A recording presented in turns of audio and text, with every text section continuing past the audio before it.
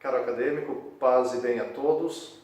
Estamos iniciando nossa segunda aula sobre a relação entre a igreja, a comunicação e a pastoral. Nessa segunda aula, nós queremos tratar especificamente da evolução da relação da igreja com os meios de comunicação, ou seja, como é que a igreja, ao longo do tempo, foi se posicionando e se portando diante da evolução desses meios. Todos nós sabemos que faz parte da essência da igreja a comunicação. A igreja existe para comunicar o evangelho, para comunicar a boa nova, e desde os apóstolos até os dias de hoje, a evangelização passa por um processo de comunicação. Contudo, com o advento dos meios de comunicação, ou seja, os modos, os instrumentos de comunicação, como a imprensa, o rádio, o telefone, a televisão e agora a internet, a igreja foi se posicionando de modo diferente e com certas variantes ao longo da história.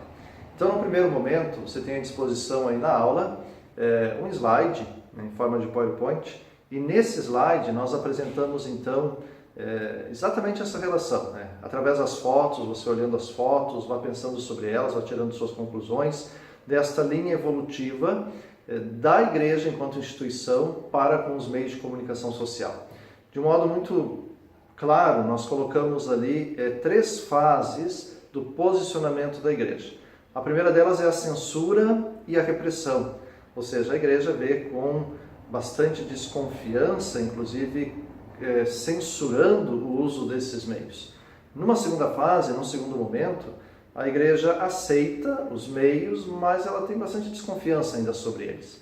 Eles começam a ser aos poucos instrumentalizados, usados dentro da igreja, sobretudo para a evangelização e a comunicação no Vaticano, mas ainda com uma certa desconfiança. E aí chegamos à terceira fase, que chamamos aqui de deslumbramento ingênuo. Ou seja, a igreja, olhando sobretudo para a internet, para a televisão, vê-se vislumbrada diante de tudo isso como possibilidade de comunicação, mas aí também tem suas consequências, sobretudo o risco da perda da comunidade, ou seja, como se a comunidade cristã pudesse ser substituída por um desses meios, o que nós sabemos que é impossível. Então comece exatamente visualizando esse slide que apresenta a linha do tempo. Num segundo momento, eu coloco ali também um artigo da Joana Puntel, que tem como título A Igreja a Caminho na Comunicação.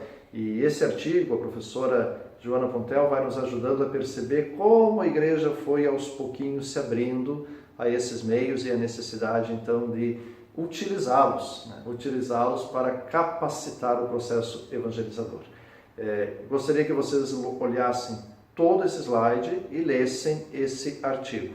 Depois, ainda no terceiro momento, eu coloco ali em PDF um livro intitulado A Comunicação na Igreja Católica Latino-Americana, de Paulimeli Teixeira, também professor universitário.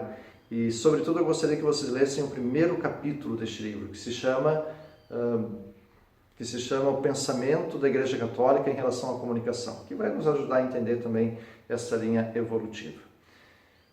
Num quarto momento, gostaria que vocês respondessem uma questão muito simples, poucas linhas, de forma bem objetiva. Vocês conseguissem descrever para mim, professor, enfim, para a nossa equipe, como é que a igreja, na sua visão, como é que a igreja hoje se relaciona com os meios de comunicação? Pensando um pouquinho aqui macro, ou seja, a instituição Igreja Católica.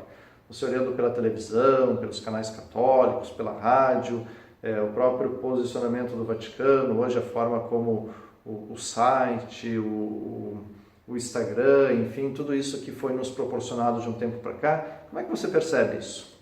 E segundo, de um modo muito particular, tua comunidade de fé, aí onde tu está inserido, tua paróquia, tua comunidade de base, teu grupo, enfim, como é que vocês utilizam esses meios ou não utilizam? Enfim, nós temos tanta coisa hoje à nossa disposição através da internet. Qual é o uso que vocês fazem disso? Escreva para nós ali em breves linhas, poucas linhas, de 5 a 10 linhas, para que a gente possa então perceber como é que isso está acontecendo e percebido também por você. Paz e bem a todos, espero que aproveitem bem essa segunda aula e nós vamos assim caminhando na nossa compreensão da comunicação e a pastoral na Igreja Católica.